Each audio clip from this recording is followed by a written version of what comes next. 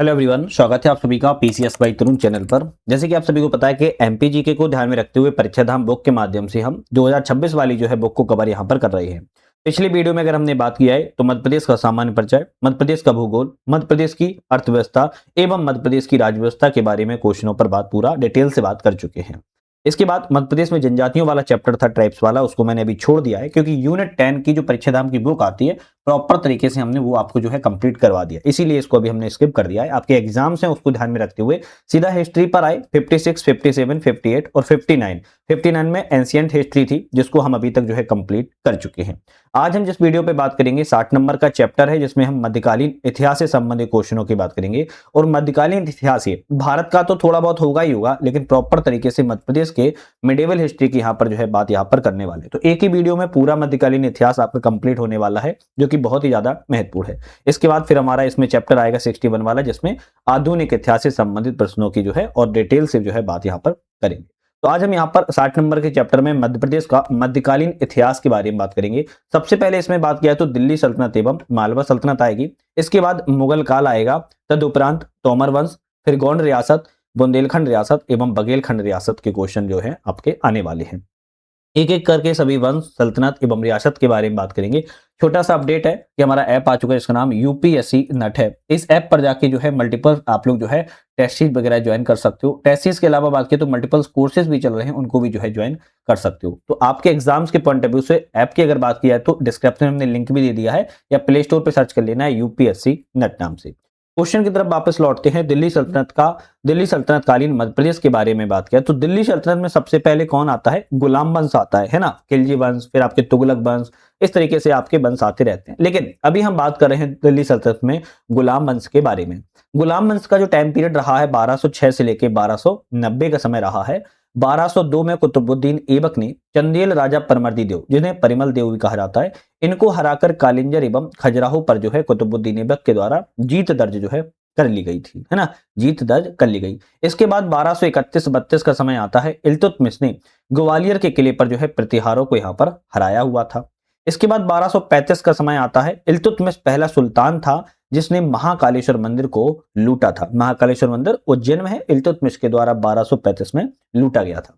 इसके बाद 1251 का समय आता है। गयासुद्दीन बलबन ने रक्त एवं लोहे की नीति को जो है नरवर के राजा चहाड़देव पर आक्रमण जो है किया था। तो रक्त और लोहे की नीति के तहत पूछा जाए बलबन ने नरवर के राजा किस पर चढ़ा आक्रमण किया, तो चहाड़देव पर आक्रमण किया हुआ था। तो गुलाम वंश में कुछ आपके जो फैक्ट थे जो मध्य प्रदेश से संबंधित हैं। अब इसी तरह खिलजी वंश आता है। खिलजी वंश का टाइम पीरियड 1290 से 1320 रहा है। खिलजी वंश के शासक की बात किया तो जलालुद्दीन खिलजी थे और इन्होंने मालवा को जो है लूटा था। जलालुद्दीन जो खिलजी थे इन्होंने मालवा को जो है लूटा था। 1292 और 93 का टाइम पीरियड में अलाउद्दीन खिलजी ने अपने सेनापति ऐनुल मुल्क को मालवा पर आक्रमण के लिए पुनः भेजा और ऐनुल मुल्क ने परमार शासक महिलक देव को हत्या जो है कर दी थी। 1296 का समय आता है। अलाउद्दीन खिलजी ने कालिंजर, चंदेरी, धार एवं मांडू नगरों को लूटा था। मांडू विजय दक्षिण की कुंजी जो है कहा, यह अमीर खुसरो ने अलाउद्दीन खिलजी की मांडू विजय के बारे में अमीर खुसरो ने कहा था मांडू जो है विजय दक्षिण विजय की कुंजी थी, याद रखिएगा। दमोह में जो आपका सलैया शिलालेख है वो अलाउद्दीन खिलजी को सार्वभौमिक शासक के रूप में बात यहाँ पर करता है। खिलजी वंश, तुगलक वंश के बाद आपकी गुलाम वंश और खिलजी वंश के बाद आपकी तुगलक वंश आता है जो कि 1320 से लेके 1414 तक। फारसी भाषा के अभिलेख बटियागढ़ जो कि दमोह जिले से इसमें मिला है, गयासुद्दीन तुगलक के आधिपत्य के साथ यहाँ पर मिलते हैं। संस्कृत भाषा के अभिलेख बटियागढ़ दमोह से ज्ञात होता है। तो ये क्वेश्चन बन सकता है कि बटियागढ़ जो दमोह जिले में अभिलेख है वो किस भाषा में है? संस्कृत भाषा में है। और तुगलक शासन के विस्तार का मध्य प्रदेश में जो हुआ है उसके बारे में वर्णन करता है। फिरोज शाह तुगलक का जिक्र दुलनीपुर से एक अभिलेख मिलता है जो कि सागर जिले में है, याद रखेगा। तो बटियागढ़ दमोह में है, दुलनीपुर सागर में है। मोहम्मद बिन तुगलक ने देवगिरी राजधानी परिवर्तन के दौरान धार के किले का पुनर्निर्माण जो है करवाया था। मोहम्मद बिन तुगलक के समय गुली खां को चंदेरी का प्रशासक जो है बनाया गया। फिरोज शाह तुगलक ने मलिक रजा को बुरहानपुर का सूबेदार भी नियुक्त किया और तुगलक वंश के समय में ही मालवा में दिलावर खां गौरी ने स्वतंत्र राज्य की घोषणा की और मालवा सल्तनत की शुरुआत जो है मानी जाती है। तो इस तरीके से आप कह सकते हो तुगलक वंश के समय ही मालवा में दिलावर खां गौरी ने स्वतंत्र मालवा राज्य की जो है शुरुआत की थी। इसके बाद आता है लोधी वंश। हालांकि लोधी वंश और तुगलक वंश के बीच में वंश था सैयद वंश, हालांकि वो महत्वपूर्ण भूमिका नहीं रख पाया, लेकिन लोधी वंश की बात करें तो 1451 से 1526 का टाइम पीरियड है। बहलोल लोधी नाम का जो व्यक्ति था, ग्वालियर पर इसने आक्रमण किया, लेकिन मान सिंह तोमर से यह पराजित मिला, मतलब कि पराजय हुआ था। सिकंदर लोधी ने अपनी राजधानी आगरा को बनाया ताकि वह ग्वालियर पर जो है नियंत्रण कर सके। सिकंदर लोधी ने 5 बार ग्वालियर पर आक्रमण किया, लेकिन वह जीत नहीं सका, याद रखेगा। इब्राहिम लोधी ने 1517-18 में तौबर वंश के शासक विक्रमजीत को पराजित किया और दिल्ली सल्तनत के पतन के बाद 1526 में गुजराती शासक बहादुर शाह ने मालवा पर जो है अधिकार कर लिया था। तो दिल्ली सल्तनत के जो आपके 5 वंश हुए हैं, जिसमें से 4 वंश का संबंध मध्य प्रदेश से कहीं ना कहीं रहा है, इसके बारे में थोड़ा सा डिटेल आपको जरूर जानना चाहिए। मध्य प्रदेश में कुछ स्वतंत्र मुस्लिम सल्तनत काल भी तय है, जैसे 1400 लेके 1561 तक। अगर बात किया है पृष्ठभूमि की, तो तुगलक शासकों ने दिलावर खां गौरी को मालवा का गवर्नर नियुक्त किया और तुगलक वंश के पतन के बाद ही 1392 में मालवा सल्तनत की शुरुआत जो है देखने को मिली थी। अब प्रमुख वंशों में अगर बात किया है मुस्लिम सल्तनत काल में स्वतंत्र जो हुए मध्य प्रदेश में, तो गौरी वंश, दिलावर खां गौरी एवं हुसैन, अल्प खां एवं होशंग शाह, गजनी खां मोहम्मद शाह गौरी। खिलजी वंश में महमूद खिलजी, गैसुद्दीन खिलजी, नासिर शाह एवं महमूद शाह। अन्य शासकों में बहादुर शाह, कादिर शाह, सुजात खान एवं बाज बहादुर। अब इसमें सबसे पहले हम मालवा के गौरी वंश की बात कर लेंगे। दिलावर खां या हुसैन जिसे कहते हैं, मालवा का आपका गौरी वंश। मालवा में सल्तनत काल का संस्थापक की बात करें तो दिलावर खां गौरी था। इसने धार को अपनी राजधानी बनाया। 1405 में धार में लाट मस्जिद का इसने जो है निर्माण भी कराया था। कौन सी मस्जिद है? लाट मस्जिद, जो कि धार में निर्माण कराया गया। दिलावर खां गौरी को तुगलक शासकों ने मालवा का सूबेदार नियुक्त किया, लेकिन इसका वास्तविक नाम की बात करें तो हुसैन था। अपने माता की ओर से दमसिक के सुल्तान साहबुद्दीन गौरी का यह वंशज था, याद रखिएगा।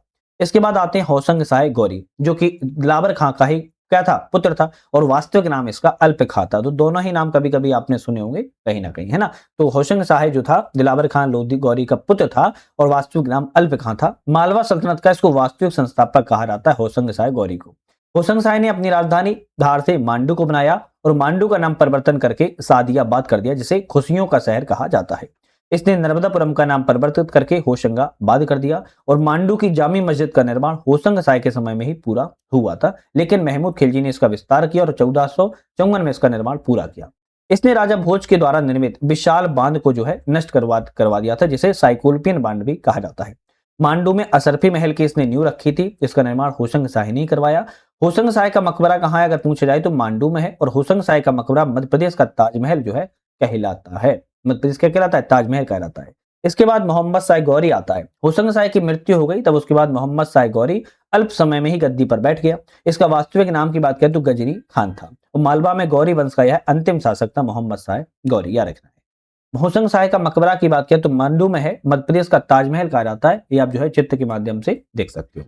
इसके बाद अगर हम बात की जाए तो मालवा में खिलजी वंश आता है, और मालवा में खिलजी वंश में सबसे पहले महमूद खिलजी प्रथम आते हैं। महमूद खिलजी मोहम्मद शाह गौरी की हत्या करके राजगद्दी पर बैठा था और मालवा में खिलजी वंश का यह संस्थापक माना जाता है।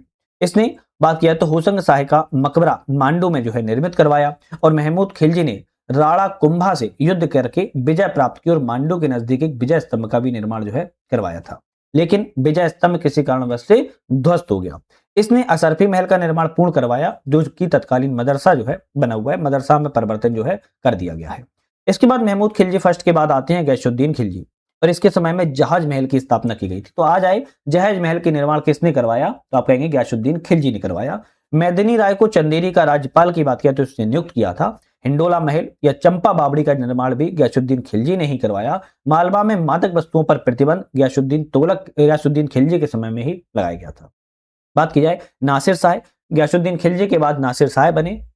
गयासुद्दीन की मृत्यु के बाद नासिर शाह मालवा की गद्दी पर बैठा। इसने उज्जैन में कालियादेह पैलेस का निर्माण करवाया। तो आ जाए कालियादेह पैलेस कहाँ है? उज्जैन में है। इसने अल्प समय के शासन किया और लेकिन उज्जैन जो है उज्जैन के निकट है इसकी मृत्यु जो है हो गई। इसके बाद अंतिम बैठते हैं महमूद शाह, जो कि महमूद खिलजी द्वितीय के नाम से जाना जाता है। इसके समय गुजराती शासक बहादुर शाह ने मालवा पर आक्रमण किया और मांडू पर अधिकार जो है कर लिया था। तो मालवा में अब किसका वंश आ जाता है? गुजरात के स्वतंत्र शासक का वंश आता है, लेकिन उससे पहले थोड़ा मांडू को दर्शनीय स्थल है, तो आप इनको जो है स्क्रीनशॉट ले लीजिएगा। काफी सारे हैं, आप इसको देख सकते हो। आलमगीर दरवाजा है ना, भंगी दरवाजा है, लाल दिल्ली दरवाजा है लाल, तो ये बहुत सारे आपके दर्शनीय स्थल है मांडू में, आप इसको भी देख सकते हो। मालवा में गुजरात के स्वतंत्र शासक की बात किया तो सबसे पहले आपके बहादुर शाह आते हैं। बहादुर शाह की अगर बात किया तो 1531 में बहादुर शाह ने मांडू में अपना नाम जो है खुतबा पढ़वाया और मालवा पर गुजरात पर अधिकार कर लिया। 1535 का टाइम पीरियड आया तो हुमायूं और बहादुर शाह के बीच में मंदसौर में युद्ध हुआ, जिसमें हुमायूं ने बहादुर शाह को पराजित जो है कर दिया। इसके बाद कादिर शाह की बात करें तो 1537 में हुमायूं ने कादिर शाह को मालवा का सूबेदार नियुक्त किया और कादिर शाह का वास्तविक नाम मल्लू खां था। कादिर शाह ने पूरन मल को रायसेन का शासक जो है नियुक्त किया। इसके बाद सुजात खान की बात करें तो 1543 में शेरशाह सूरी ने मालवा पर आक्रमण किया, जिससे कादिर शाह डरकर जो है गुजरात भाग गया। शेरशाह सूरी ने सुजात खान को मालवा में सूबेदार नियुक्त किया और सुजात खान ने मालवा की राजधानी मांडू से सारंगपुर जो है बनाई थी। इसके बाद बाज बहादुर आते हैं, यही इंपोर्टेंट इतिहास में 1556 से लेकर 1561 तक का टाइम पीरियड है। सुजात खान की जब मृत्यु हो गई तो उसका बड़ा पुत्र बाज बहादुर मालवा की सल्तनत की गद्दी पर बैठा। इसका वास्तविक नाम बायजीत खान था। इसने गढ़ा राज्य की गोंड राजधानी दुर्गापति पर आक्रमण किया, लेकिन रानी दुर्गापति से बुरी तरह बाज बहादुर पराजित हुआ। बाज बहादुर एक संगीतकार भी था। इसने राग मालवी, राग गुजरी आदि रागों का आविष्कार भी किया हुआ है। रानी रूपमती के लिए इसने रेवा कुंड एवं रूपमती महल का जो है निर्माण भी करवाया था। तो पूछा जाए किसके लिए, तो रानी रूपमती के लिए इसने रेवा कुंड एवं रूपमती महल का निर्माण करवाया। अकबर के सेनापति अब्दुल्ला खां उजबेक और बाज बहादुर के मध्य 1561 में सारंगपुर का जो है युद्ध हुआ। इस युद्ध में बाज बहादुर हारकर भाग गया। परिणाम स्वरूप रानी रूपमती ने जहर खाकर आत्महत्या कर ली। बाद में रानी रूपमती की कब्र आकर बाज बहादुर ने भी इसको प्राण त्याग दिए। रूपमती और बाज बहादुर की समाधि की बात किया तो राजगढ़ के किले में स्थित है सारंगपुर में। तो ये क्वेश्चन आपके लिए इंपोर्टेंट होता है।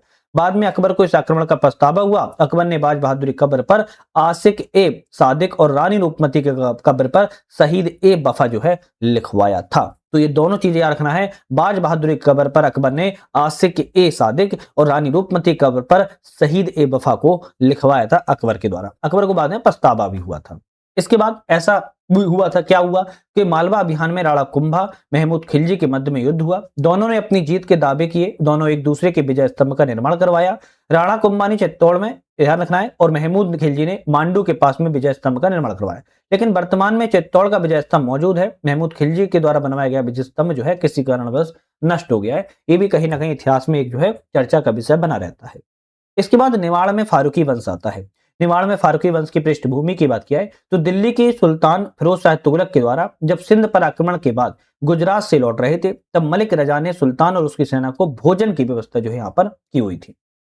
इसी से खुश होकर उन्होंने मलिक रजा को ताप्ती के कछार प्रदेश का सूबेदार बना दिया। सुल्तान फिरोज शाह की मृत्यु के पश्चात मलिक रजा ने दिल्ली सल्तनत से स्वतंत्र होकर एक स्वतंत्र फारूकी वंश की जो है स्थापना की डाली। तो संस्थापक कौन थे इसके, आप कहेंगे मलिक अहमद रजा थे। शासित क्षेत्र बुरहानपुर खानदेश था। बीजागढ़ खरगोन था। प्रमुख शासकों में मलिक नासिर खान, मीरन आदिल खान, मीरन मुबारक खान, मीरन आदिल खान द्वितीय, मीरन मोहम्मद खान, राजा अली खान और मीर बहादुर खान इसमें कुछ आपके शासक हुए हैं। कुछ विशेषताएं हैं, कुछ फैक्ट है, जैसे मलिक राजा ने अपने पुत्र नासिर की शादी मालवा के प्रथम गौरी शासक दिलावर खान की पुत्री के साथ में शादी की और स्थिति को मजबूत कर लिया। 1399 में अहमद रजा के पुत्र मलिक नासिर ने राजा आसा अहीर को धोखा देकर असीरगढ़ पर कब्जा कर लिया।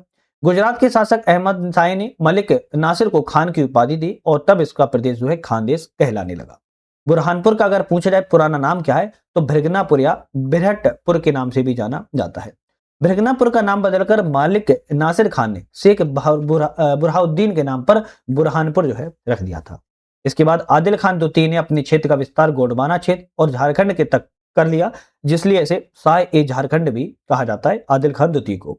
मीरम मोहम्मद खान की मां रकैया बेगम ने बुरहानपुर में बीबी की मस्जिद का निर्माण करवाया और राजा अली खान ने असीरगढ़ किले के ऊपरी भाग में जामा मस्जिद का जो है निर्माण करवाया हुआ था। तो ये कुछ फैक्ट है जो आपको थोड़ा सा याद कर सकते हो। अकबर ने असीरगढ़ किले पर अधिकार करने से पहले खानदेश के अधिकारियों को दिल खोलकर रुपया बांटा, इसलिए इतिहासकार कहते हैं असीरगढ़ के द्वार सोने की कुंजी से खोले गए थे।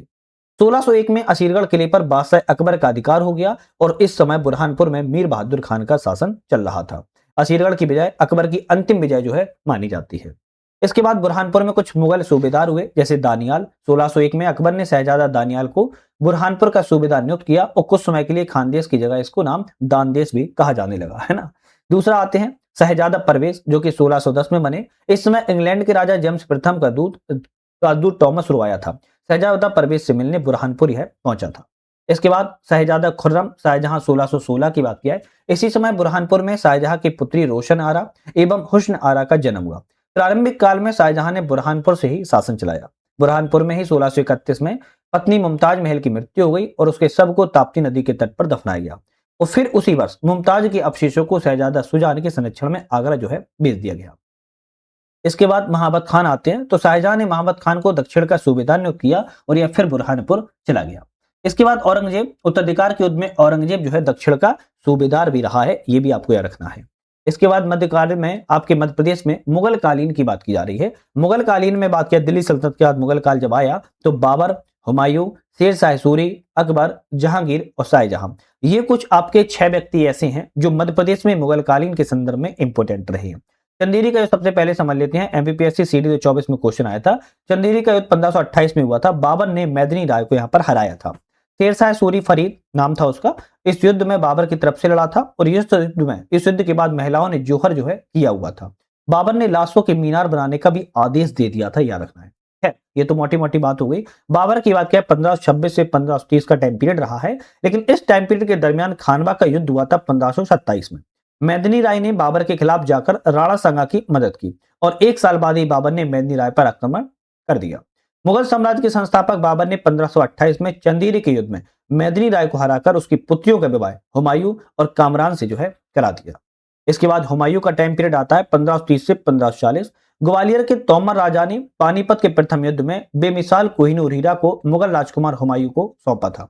इसके बाद 1539 में चौसा के युद्ध में बघेल शासक बीरभानु ने हुमायूं की मदद की और इस कारण मुगल शासकों ने उसे मुक्त जो है रखा था। 1535 का समय में हुमायूं और बहादुर शाह के बीच में मंदसौर में युद्ध हुआ, जिसमें हुमायूं ने बहादुर शाह को पराजित जो है किया हुआ था। इसके बाद शेर शाह सूरी का समय आता है 1540 से 1545। शेर शाह सूरी ने 1543 के दरमियान रायसेन के किले पर आक्रमण किया, पूरणमल के साथ विश्वासघात करके उसकी हत्या कर दी। 1545 में कालिंजर पर अभियान के दौरान उक्का नामक आग्नेय अस्त्र चलाते समय शेर शाह सूरी की मृत्यु हो गई थी। तो कहां पर, कालिंजर अभियान के दौरान। शेर शाह सूरी ने आगरा से बुरहानपुर तक सड़क निर्माण भी जो है करवाया था। शेर शाह सूरी को वैसे ही सड़क निर्माण के लिए जाना जाता है। फिर आता है अकबर का टाइम पीरियड। अकबर के टाइम पीरियड 1556 से 1605 में बात की जा रही है। तो इसी दरमियान 1561 में अकबर के मुगल सेनापति अदम खां एवं अब्दुल्ला खां उज्बेक को मालवा के शासक बाज बहादुर पर आक्रमण करने के लिए भेजा था। 1561 में ही सहारनपुर के युद्ध में अदम खां एवं अब्दुल्ला खां उज्बेक ने बाज बहादुर को पराजित किया और बाज बहादुर मालवा छोड़कर भाग गया और रानी रूपमंदी ने जहर खा लिया। 1564 में अकबर ने गोंडवाना अभियान में रानी दुर्गावती के खिलाफ सेनापति आसफ खां को भेजा। अकबर का अंतिम अभियान 1601 में असीरगढ़ में मीर बहादुर के खिलाफ था। अकबर के समय अब्दुल रहीम खान खाना ने बुरहानपुर में मुगल सूबेदार की हैसियत से जल वितरण की व्यवस्था की, कुंडी भंडारा, खूनी भंडारा का निर्माण करवाया और जल वितरण व्यवस्था में भारत के अलावा ईरान में भी जो है अपनाया गया है। अकबर के शासनकाल में तानसेन, बेजू बावरा जैसे संगीतकार थे। अकबर के नवरत्न में शामिल बीरबल का जन्म सीधी जिले में हुआ था और सीधी जिले के घोगरा गांव में। अकबर के नवरत्न में शामिल मुल्ला दो प्याजा की कब्र हरदा जिले के हंडिया में स्थित है। ये दोनों फैक्ट आपके अकबर के नवरत्नों से संबंधित है। इसके बाद जहांगीर का समय आता है 1605 से 1627। जहांगीर के कहने पर वीर सिंह बुंदेला ने अबुल फजल की जो है हत्या कर दी थी, जो कि अकबर का कौन था, अकबर का आपके नवरत्न में था या अकबर की कह सकते हो कि प्रमुख व्यक्ति था। वीर सिंह बुंदेला के द्वारा जहांगीर ने इसकी हत्या करवा दी। वीर सिंह बुंदेला ने जहांगीर के लिए ओरछा में जहांगीर महल का निर्माण भी करवाया। 1615 में टॉमस सरो जो जहांगीर से मिलने आया था, अजमेर से मांडू आया और इसके बाद शहजादा परवेज से बुरहानपुर भी मिलने आया। जहांगीर ने अपने पुत्र खुसरो की हत्या बुरहानपुर में किले में ही जो है की थी। शाहजहां का टाइम पीरियड आता है 1627 से 1658 में। शाहजहां काल में विदेशी यात्री ट्रेवियन ने बुरहानपुर की 2 बार यात्रा की है। शाहजहां की पुत्री रोशन आरा का जन्म बुरहानपुर में हुआ था और मुमताज की मृत्यु 1631 में बुरहानपुर में हुई और उसके शव को ताप्ती नदी के किनारे जो है दफनाया गया। इसी वर्ष मुमताज की कब्र को शहजादा शुजा ने संरक्षण में आगरा भेज दिया और इसके बाद ताजमहल का निर्माण किया गया।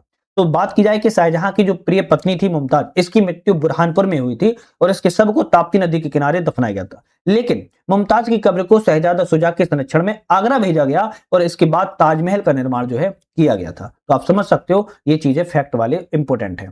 औरंगजेब का समय आता है 1658 से 1707। बुंदेला शासक छत्रसाल ने औरंगजेब के खिलाफ बुंदेला विद्रोह का नेतृत्व जो है किया हुआ है। औरंगजेब ने गोंड राज्य की राजधानी देवगढ़ का नाम बदलकर इस्लामगढ़ जो है कर दिया और साकी मुस्तैद खां के द्वारा लिखित मासिर आलमगीरी पुस्तक में औरंगजेब के देवगढ़ आक्रमण की जानकारी इसमें मिलती भी है। इसके समय 1670 में शिवाजी के सेनापति प्रताप राव गुर्जर ने खानदेश में चौथ कर वसूला था। 1679 के समय आता है, औरंगजेब ने बुरहानपुर खानदेश में जजिया कर को फिर से लगाया और औरंगजेब का सेनापति दोस्त मोहम्मद खान था, जिसने बाद में भोपाल रियासत की भी स्थापना जो है कर रखी थी। मध्य प्रदेश में इसके बाद तोमर वंश आता है, जिसके तोमर वंश की बात किया है तो इंद्रप्रस्थ की मरम्मत कराकर दिल्ली शहर की स्थापना तोमर वंश के राजा अनंगपाल के द्वारा ही करवाई गई थी। कालांतर में दिल्ली शहर में मुस्लिम शासन के पश्चात 3 शाखाओं में बटा, पाटन शाखा गुजरात, रोहिलगढ़ शाखा उत्तराखंड, ग्वालियर मुरैना शाखा मध्य प्रदेश, ध्यान रखते हो। इसके बाद प्रमुख शासकों में बात की जाए तो तोमर वंश में वीर सिंह देव, उद्रव देव, बीरम देव, गणपति देव, डुगेंद्र सिंह, कीर्ति सिंह, कल्याण मंग, मान सिंह, विक्रमजीत सिंह। इब्राहिम लोधी ने विक्रमजीत को पराजित किया था। तोमर वंशावली जो है आपके ग्वालियर पुरातत्व संग्रहालय के अनुसार यहाँ पर बताई गई है। तोमर शासकों के अगर योगदान की बात किया तो वीर सिंह देव तोमर की, तो वीर सिंह देव तोमर की बात की जाए अगर, तो यहां पर हम वीर सिंह देव तोमर की बात करें तो इसकी तोमर वंश की स्थापना ग्वालियर मुरैना क्षेत्र में वीर सिंह देव ने 14वीं शताब्दी में जो है कर रखी थी। दामोदर भट्ट संगीत विद्वान ने तोमर राजा वीर सिंह देव तोमर के शासनकाल में संगीत दर्पण नामक पुस्तक की भी जो है लिखावट की है, लिखी हुई पुस्तक है। इसके बाद तोमर वंश में मानसिंह तोमर आते हैं। तो मानसिंह तोमर ने नहरों का निर्माण के लिए जाने जाते हैं। इन्होंने मान कोतूहल संगीत ग्रंथ की भी रचना की है। राजा मानसिंह तोमर ने ग्वालियर की ध्रुपद शैली को लोकप्रिय बनाया और इन्होंने ग्वालियर में गुर्जरी महल एवं बादलगढ़ का महल का निर्माण भी करवाया है। वृंदावन लाल वर्मा के द्वारा रचित मृगयानी उपन्यास में गुर्जरी को मृगयानी भी कहा गया है। इनके नाम पर ही मानसिंह तोमर के द्वारा संगीत विश्वविद्यालय ग्वालियर में स्थापित किया गया है।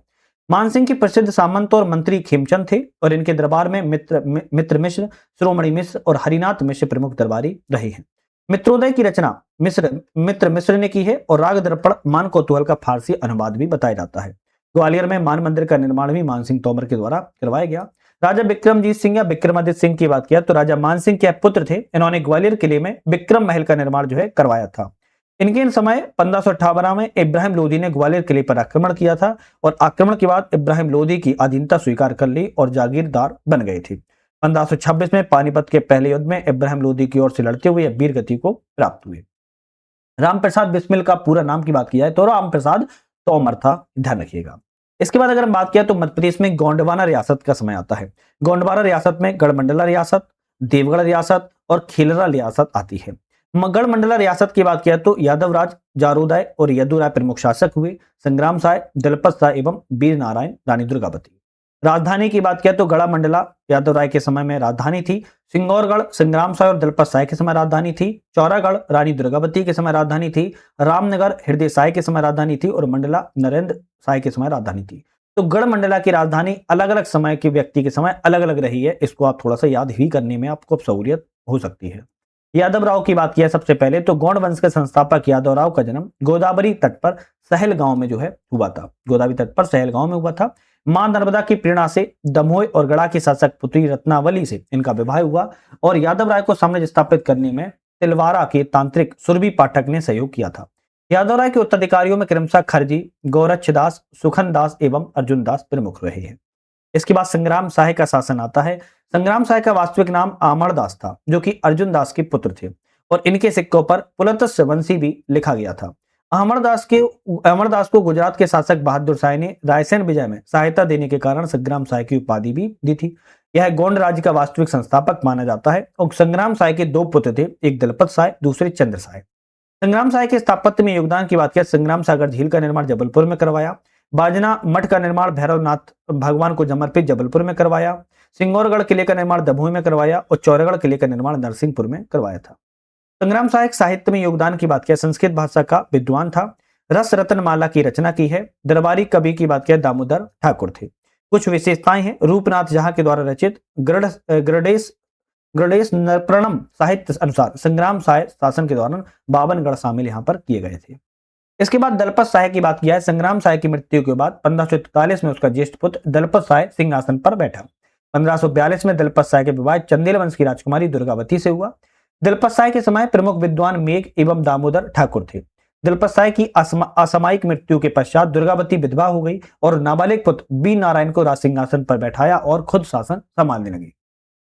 रानी दुर्गावती की बात किया 1550 से 1564 तक इन्होंने शासन संभाला है। दलपत साय की मृत्यु के पश्चात रानी दुर्गावती आधार सिंह, कायस्थ और मान ब्राह्मण की सलाह पर संरक्षिका के रूप में पुत्र वीर नारायण की संरक्षिका बनकर सिंहासन पर बैठी।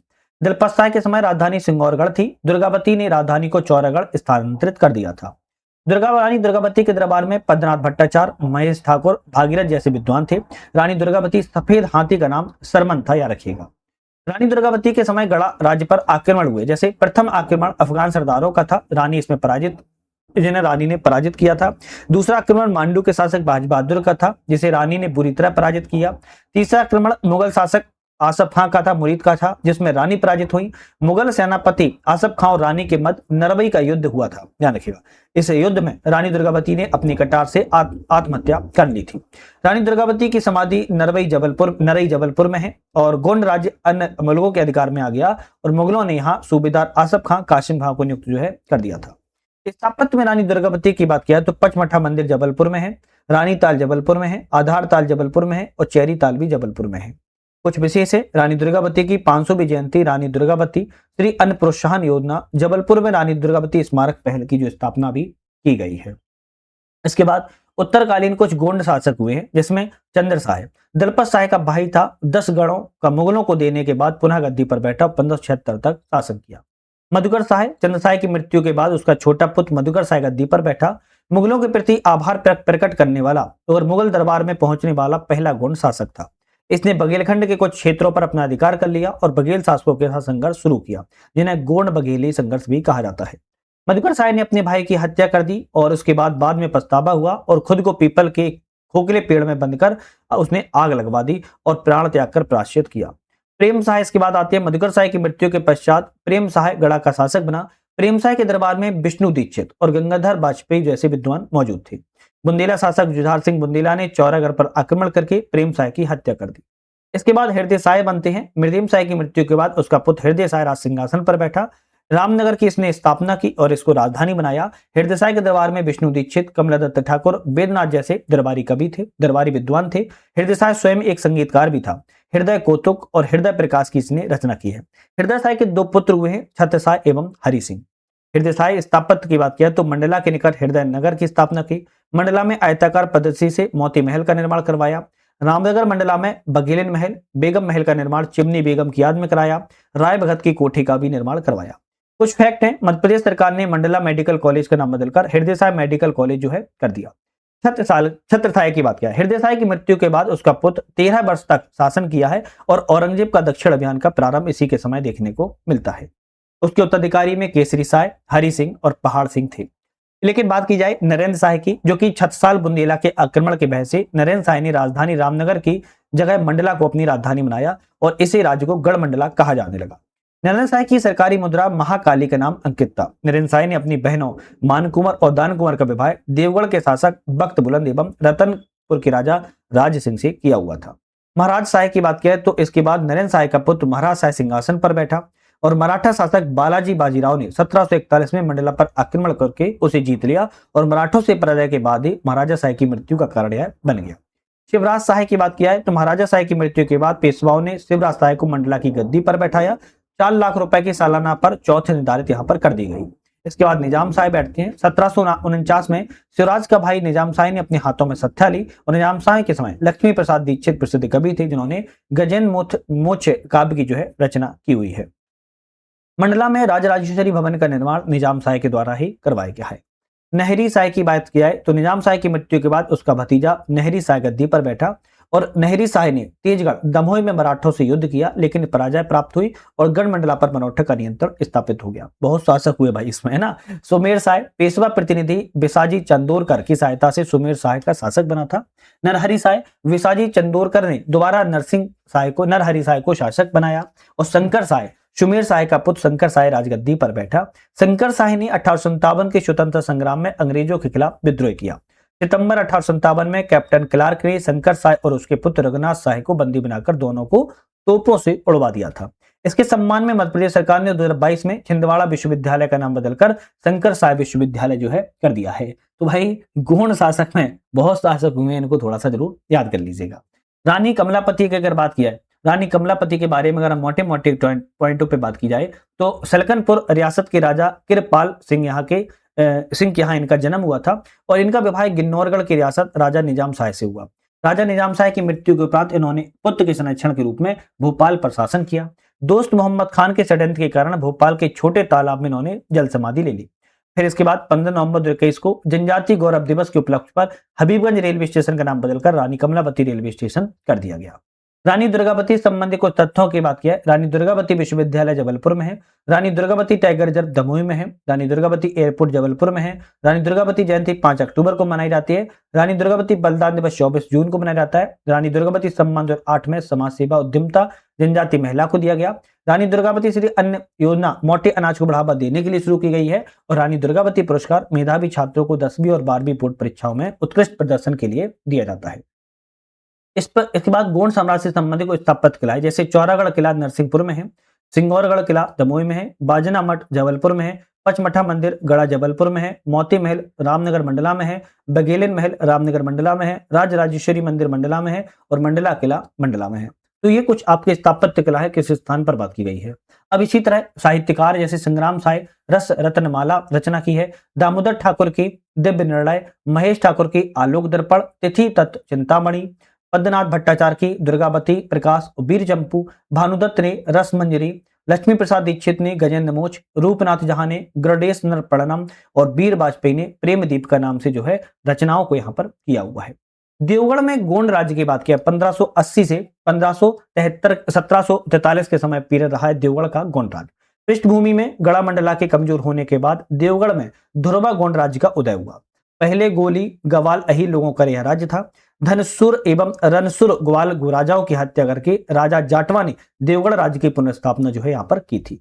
शासित क्षेत्र की बात किया तो देवगढ़ का गोंड साम्राज्य का विस्तार पूर्व में बेनगंगा नदी, पश्चिम में बरदा नदी, उत्तर में छपारा सिमनी एवं दक्षिण में चांदा महाराष्ट्र तक फैला हुआ था। वर्तमान में प्रमुख क्षेत्रों की बात किया तो छिंदवाड़ा, सिमनी, बालाघाट, नागपुर एवं बरदा का जो क्षेत्र वहां पर देवगढ़ का गोंड राज्य जो है फैला हुआ था। अब प्रमुख कुछ शासक हुए इसमें, जैसे राजा जाटवा, देवगढ़ किले का इन्होंने निर्माण करने का श्रेय दिया जाता है और राजा जाटवा गढ़ मंडला के प्रमुख शासक प्रेम साय के समकालीन थे। इसके बाद कोकसाय प्रथम की बात अगर की जाए तो जाटवा की मृत्यु के बाद पुत्र कोकसाय गद्दी पर बैठा और इसके नसीब में चूर होने के कारण कुछ समय के लिए नागपुर का किला मुगलों के अधीन चला गया था। इसके बाद केसरी साय जाटवा द्वितीय बात की जाए तो कोकसाय के पुत्र केसरी साय देवगढ़ राज्य का उत्तराधिकारी हुआ है। कोकसाय द्वितीय की बात किया तो राजा केसरी साय के पुत्र उसका पुत्र कोकसाय द्वितीय देवगढ़ राज्य की गद्दी पर बैठा। औरंगजेब को लगान न देने के कारण कोकसाय द्वितीय ने औरंगजेब की अधीनता स्वीकार कर ली और कोकसाय ने अपना धर्म छोड़कर इस्लाम धर्म को अपना लिया और इसके नाम पर ही इस्लाम याद खान जो है रख लिया गया। दीदार या दीनदार साय की बात किया तो कोकसाय द्वितीय का छोटा भाई दीदार ने 1680 में देवगढ़ की सत्ता संभाली थी। महिपत साय की बात की जाए तो महिपत साय कोकसाय द्वितीय का बड़ा भाई था। औरंगजेब से संधि करके गद्दी पर बैठा और अपना नाम बदलकर बख्त बुलंद जो है कर दिया और इसके समय औरंगजेब ने देवगढ़ का नाम बदलकर इस्लामगढ़ कर दिया था। चांद सुल्तान की बात की जाए तो देवगढ़ राज्य के अधिक शक्तिशाली राज बख्त बुलंद के बाद उसका पुत्र चांद सुल्तान गद्दी पर बैठा। चांद सुल्तान ने राजधानी देवगढ़ से नागपुर स्थानांतरित जो है कर दी थी। 1743 में वास्तविक अधिकार रघुजी भोंसले मराठों के हाथों में आ गया और देवगढ़ पर गोड़ राज्य समाप्त यहाँ पर हो गया। देवगढ़ के कुछ प्रसिद्ध स्थल हैं, जैसे मोती टंका, बादल महल, हाथी खाना, नक्कार खाना, कचहरी और चंडी मंदिर। ये कुछ आपके देवगढ़ के प्रसिद्ध दर्शन स्थल हैं। इसके बाद गोंड राज्य में खेरला का गोंड राज्य आता है। गोंड राज्य की एक शाखा मध्य प्रदेश के बैतूल जिले में भी स्थित थी। खेरला राज्य का विस्तार बैतूल एवं अमरावती था और खेरला राज्य को बदनूर के नाम से भी जाना जाता था। खेरला का किला बैतूल जिले में स्थित है। मराठी ग्रंथ विवेक संदूष में खेरला राज्य का वर्णन मिलता है। खेरला राज्य के प्रमुख शासक में राजा इल नरसिंह राय और जैतपाल थे। मुगलों के लगातार आक्रमण से परेशान होकर खेरला राजवंश ने मुगलों के हमलों से बचने के लिए मुगलों से ही समझौता कर लिया और उसके तहत खेरला किले का नाम बदलकर महमूदाबाद कर दिया। यूं तो विंध्याचल और सतपुड़ा में ये किला अधिक सुरक्षित रहा है, लेकिन दक्षिण के मैदानी भागों में अमरावती और भंडारा की तरफ से मराठों ने गंभीर आक्रमण करके इस किले पर जो है कब्जा में ले लिया था। तो ये कुछ आपके फैक्ट होती है जो एग्जाम में हो सकते हैं पूछ ले जाए। अब इसके बाद आती है बुंदेलखंड रियासत। अब सभी को पता है बुंदेलखंड रियासत बहुत महत्वपूर्ण और एग्जाम में बहुत ज्यादा क्वेश्चन इससे आते भी है। बुंदेलखंड रियासत के बारे में समझेंगे, इससे पहले चैनल पे नए हो सब्सक्राइब लाइक शेयर एक बार जरूर कर लीजिएगा। बुंदेलखंड रियासत की सबसे पहले हम पृष्ठभूमि देख लेते हैं, है ना, क्योंकि बुंदेलखंड रियासत की पृष्ठभूमि हो या आपके प्रमुख शासक हो, हर चीज इंपोर्टेंट यहाँ पर होने वाली है। बुंदेला अयोध्या राजा राम के ज्येष्ठ पुत्र लव के जो है वंशज माने जाते हैं। कालांतर में इसी वंश के वीरभद्र बुंदेला ने महू महोनी अटेर उत्तर प्रदेश में राजधानी बनाकर अटेर बुंदेलखंड बुंदेला राज्य स्थापित किया हुआ था। वीरभद्र बुंदेला के वंशज सोहन पाल बुंदेला ने गढ़कुंडार जो कि वर्तमान निवाड़ी जिला में है, खंगार राजा को हराकर आसपास के क्षेत्रों पर अधिकार कर लिया। और बुंदेली रियासत जो है इन 15 रियासतों में मानी फैली हुई थी या मानी जाती है। कुछ रियासतें मध्य प्रदेश में है, कुछ रियासतें आपकी उत्तर प्रदेश में भी देखने को मिलती हैं। जैसे बात किया है ओरछा रियासत, इसके संस्थापक रुद्र प्रताप सिंह है। पन्ना रियासत के छत्रसाल बुंदेला है। दतिया रियासत भगवान राम बुंदेला। अजयगढ़ रियासत गुमान सिंह। जैतपुर रियासत जगत राज बुंदेला। साहेगाड़ रियासत हृदय साय और छतरपुर रियासत कुंवर सोने सिंह परमार। ये आपके कुछ रियासत हैं, इसके संस्थापक हैं। कौन सी रियासत की कौन सी संस्थापक है, इसकी बात की गई है। अब सबसे पहले हम ओरछा रियासत की बात किया है, तो ओरछा रियासत के जो संस्थापक हैं रुद्र प्रताप सिंह है, याद रखिएगा, और राजधानी गढ़कुडार ओरछा है। अवधि 1501 से 1817 रही है। ओरछा रियासत की बात किया तो रुद्र प्रताप सिंह को बुंदेला रियासत का वास्तविक संस्थापक कहा जाता है। रुद्र प्रताप सिंह बुंदेला ने अपनी प्रारंभिक राजधानी गढ़कुडार को बनाया और 1531 में रुद्र प्रताप सिंह बुंदेला ने ओरछा शहर की स्थापना जो है की हुई थी और इसे ही अपनी राजधानी बना लिया। भारती चंद बुंदेला ने राजधानी गढ़कुडार से ओरछा पूर्ण रूप से स्थानांतरित जो है कर दी थी और भारती चंद बुंदेला ने शेर शाह सूरी के विरुद्ध कालिंजर के शासक कीरत सिंह से जो है मदद भी की थी। दूसरी बात की जाए तो यहाँ पर हम तो मधुकर शाही ने, कौन है, मधुकर शाही ने ओरछा राजा राम मंदिर का जो है निर्माण भी करवाया है। तो मधुकर शाही के द्वारा ओरछा में राजा राम मंदिर का निर्माण करवाया गया। इसके बाद बात की जाए तो राम साहेब बुंदेला के दरबार में कवि केशव दास रहते थे और केशव दास ने ही राय पीरबीड़ पर आधारित नक सिख वर्णन नामक पुस्तक जो है लिखी हुई है। वीर सिंह बुंदेला ने जहांगीर के लिए ओरछा में जहांगीर महल का निर्माण कराया और वीर सिंह बुंदेला ने दतिया किला और शिवपुरी में करेरा किले का भी निर्माण जो है करवाया हुआ था। वीर सिंह बुंदेला ने जहांगीर के कहने पर अबुल फजल की हत्या कर दी और वीर सिंह बुंदेला ने ओरछा में सावन भादो महल और मथुरा में केशव राय मंदिर का निर्माण जो है करवाया है। इसके बाद जुझार सिंह बुंदेला के भाई हरदौल सिंह थे। हरदौल की कहानी आप लोगों ने खूब सुनी होगी। हरदौल सिंह बुंदेला बुंदेलखंड में आज भी ग्राम देवता के रूप में पूजे जाते हैं। पहाड़ सिंह बुंदेला को मुगलों का मनसबदार जो है बनाया गया था और यशवंत सिंह बुंदेला के समय चंदेरी और दतिया नई रियासत का जन्म हुआ। उद्धोत सिंह बुंदेला के शासनकाल में पन्ना रियासत की नींव रखी गई और उद्धोत सिंह बुंदेला ने ओरछा में शीश महल, आनंद मंदिर और उद्धोत सागर तालाब का निर्माण करवाया। पृथ्वी सिंह बुंदेला ने ओरछा के समीप पृथ्वीपुर किला एवं नगर की स्थापना करवाई। वहीं विक्रमजीत सिंह बुंदेला ने राजधानी ओरछा से टेकरी टीकमगढ़ स्थानांतरित कर दी। विक्रमजीत सिंह बुंदेला ने 1812 में मराठों के विरुद्ध अंग्रेजों से सुरक्षा संधि कर ली और धर्मपाल बुंदेला की रानी लड़ई दुलैया थी, ध्यान रखिएगा, और बुंदेलखंड की विक्टोरिया भी इन्हें कहा जाता है। रानी लड़ई दुलैया ने ठगी प्रथा को खत्म करने के लिए ब्रिटिश अधिकारी कर्नल स्लीमैन की मदद की थी। रानी लड़ई दुलैया ने 1857 की क्रांति में अंग्रेजों का साथ भी दिया और 1868 में मृत्यु को प्राप्त हो गई। वीर सिंह देवदत्ती ओरछा रियासत के अंतिम शासक जो है माने जाते हैं। तो समझ सकते हो ओरछा रियासत में इतने आपके फैक्ट है। अगर आपको बहुत अच्छे से डिटेल से पढ़ना है तो आपकी बहुत बड़ी इसमें जो है आपको महारत हासिल करनी पड़ेगी। इसके बाद पन्ना रियासत आती है। पन्ना रियासत बुंदेलखंड की प्रमुख है जिसके संस्थापक छत्रसाल थे। पन्ना राजधानी थी 1626 से 1834 के दरमियान रही है। पन्ना रियासत की नींव चंपत राय बुंदेला ने रखी थी और इसका वास्तविक संस्थापक छत्रसाल बुंदेला को माना जाता है। छत्रसाल बुंदेला का वास्तविक नाम महाबली था और छत्रसाल के पिता का नाम चंपत राय था। छत्रसाल बुंदेला ने शिवाजी की प्रेरणा से ही पन्ना रियासत की स्थापना की थी। 1728 में मुगल सूबेदार मोहम्मद खां बंगस ने बुंदेलखंड पर आक्रमण किया। मोहम्मद खां बंगस के आक्रमण से बचाव के लिए छत्रसाल बुंदेला ने पेशवा बाजीराव से सहायता मांगी। पेशवा बाजीराव ने इसे स्वीकार भी कर लिया। पेशवा बाजीराव ने बंगस खां पर आक्रमण करके बुंदेलखंड से बाहर खदेड़ दिया। मराठों की सहायता के फलस्वरूप छत्रसाल बुंदेला ने जालौन, झांसी, सागर, गड़ाकोटा जैसी जागीरें पेशवा को सौंप दी और नर्तकी मस्तानी को भी, एक नर्तकी थी मस्तानी, इस मस्तानी को भी बाजीराव को भेंट स्वरूप प्रदान कर दी। छत्रसाल बुंदेला ने दरबार में कवि भूषण, वंशी हंसराज, लाल कवि जैसे विद्वान मौजूद थे। छत्रसाल बुंदेला ने धुबेला महल छतरपुर में और प्राणनाथ मंदिर पन्ना में निर्माण करवाया। हृदय बुंदेला ने रीवा के शासक अवधूत सिंह को हराकर रीवा अधिकार कर लिया था। सभा सिंह बुंदेला के समय पन्ना में हीरे की खान मौजूद है और सभा सिंह के समय साहेगढ़ रियासत की नींव भी रखी गई। हिंदूपत बुंदेला ने पन्ना में जुगल किशोर मंदिर का निर्माण कराया और केशव सिंह बुंदेला पन्ना रियासत के अंतिम स्वतंत्र शासक थे। इसके बाद पन्ना रियासत अंग्रेजों के संरक्षण में चली गई और ईस्ट इंडिया कंपनी के संरक्षण में हरवंश राय बुंदेला शासक जो है बनाए गए। इसके बाद आती है दतिया रियासत, भी आपकी बुंदेलखंड में आती है। दतिया रियासत के संस्थापक भगवान राव बुंदेला थे और राजधानी सियोड़ा दतिया थी। अवधि 1626 से 1839 रही है।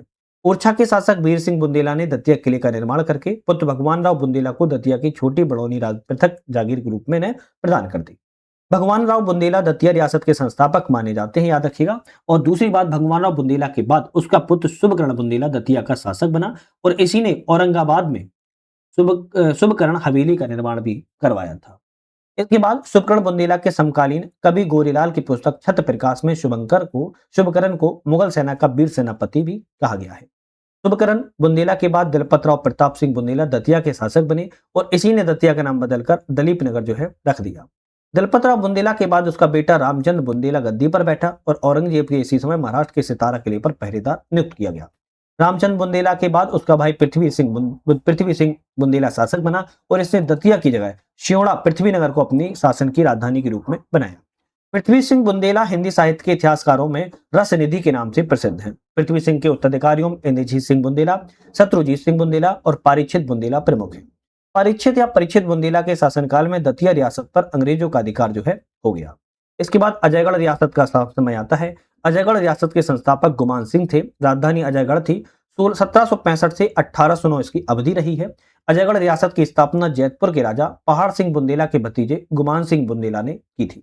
अजयगढ़ रियासत के शासकों ने सवाई महाराजा की उपाधि धारण की और गुमान सिंह बुंदेला की मृत्यु भगत सिंह बुंदेला, माधव सिंह बुंदेला, महिपत सिंह बुंदेला के शासनकाल में देखने को मिलती है। इसके प्रमुख शासक थे।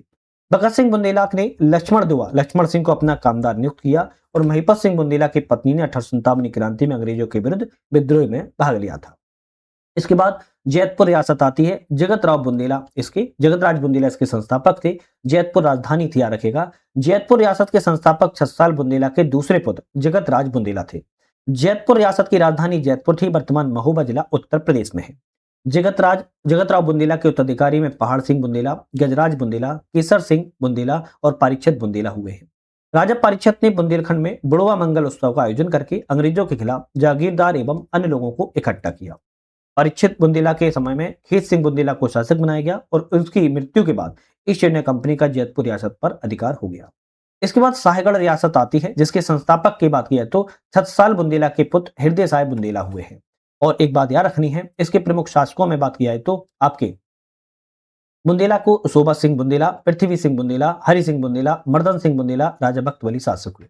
पृथ्वी राज बुंदेला ने साहेगढ़ को इसकी राजधानी के रूप में बनाया और पृथ्वीराज बुंदेला के पुत्र हरि सिंह बुंदेला ने गड़ा कोटा को राजधानी बनाया। राजा भक्त बली साहेगढ़ रियासत का सबसे शक्तिशाली शासक हुआ है। 1857 क्रांति में अंग्रेजों के खिलाफ राजा भक्त अली ने विद्रोह किया। बोधन दुआ राजा भक्त अली के प्रमुख जो है सेनापति थे, याद रखेगा। 1858 में इन्होंने आत्मनिर्भर कर दिया था अंग्रेजों के सामने। छतरपुर रियासत का समय आता है। इसके संस्थापक कुंवर सोने सिंह परमार थे।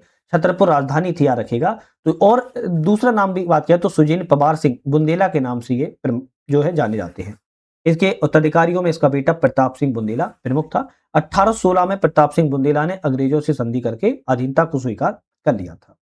बुंदेलखंड की कुछ रियासतें रही हैं, जैसे चंदेरी बानपुर रियासत। भरत सिंह बुंदेला इसकी संस्थापक रही हैं।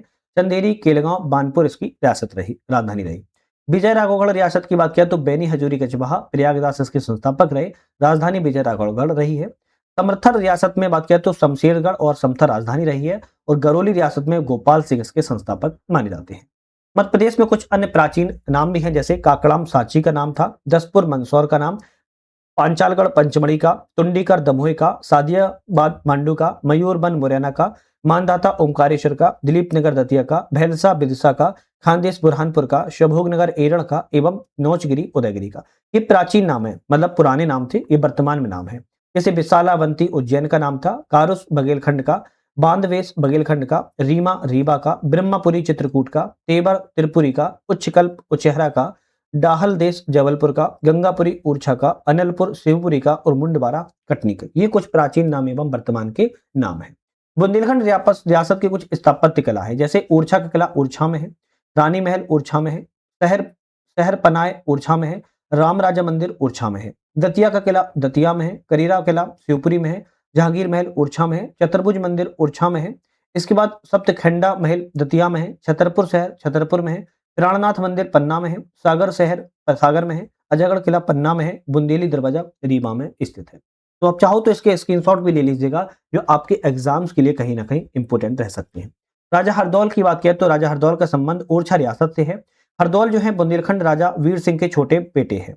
स्थानीय लोग शादी विवाह यज्ञ भंडारा में इन्हें आमंत्रित करना नहीं भूलते हैं, बुलाते ही बुलाते हैं। लोगों का मानना है कि राजा हरदौल को निमंत्रण देने से भंडार में कभी कमी नहीं होती है। हरदौल की मनौती बुंदेलखंड और बघेलखंड क्षेत्र में प्रचलित वीरता का गायन परंपरा है। राजा हरदौल को बुंदेलखंड क्षेत्र में देव पूजा के रूप में जो है पूजा जाता है। तो यहाँ पर हमने अपनी आज बात की जाए तो मध्यकालीन प्राचीन काल के मध्यकालीन हमने बात करी है इतिहास की, जो कि इंपोर्टेंट था। अब हमारा नेक्स्ट वीडियो आपकी कौन सी आएगी? आपकी इतिहास से संबंधित आएगी, लेकिन इतिहास में अगर बात की जाए तो आपकी आधुनिक इतिहास से अब आएगी। जैसे आधुनिक मॉडर्न हिस्ट्री से बात करेंगे। मॉडर्न हिस्ट्री हो सकता है थोड़ा बहुत ज्यादा लंबी वीडियो बने, 2 से ज्यादा घंटे की बन सकती है, तो विदाउट स्किप किए उसको देख लेने का, क्योंकि इंपॉर्टेंट रहेगा। पहले पार्ट में इसको मतलब पार्ट मतलब कि एक ही वीडियो में पार्ट मतलब कुछ पहले आएगा आधुनिक इतिहास मराठा वगैरह के बारे में, फिर राष्ट्रीय आंदोलन के बारे में, मध्य प्रदेश की भूमिका के बारे में बात करेंगे। जो आपका जो नेक्स्ट पार्ट में होगा ना, वेरी इंपॉर्टेंट रहेगा। वीडियो एक ही आएगी, पर एक ही वीडियो में 2 पार्टों में इसको हम कवर करने की कोशिश जो है करेंगे, ध्यान रखना है। तो नेक्स्ट वीडियो को देखने के लिए चैनल पे नए हो, सब्सक्राइब लाइक शेयर कर लेना है, जैसे कि नई वीडियो आए। तो आज के लिए धन्यवाद।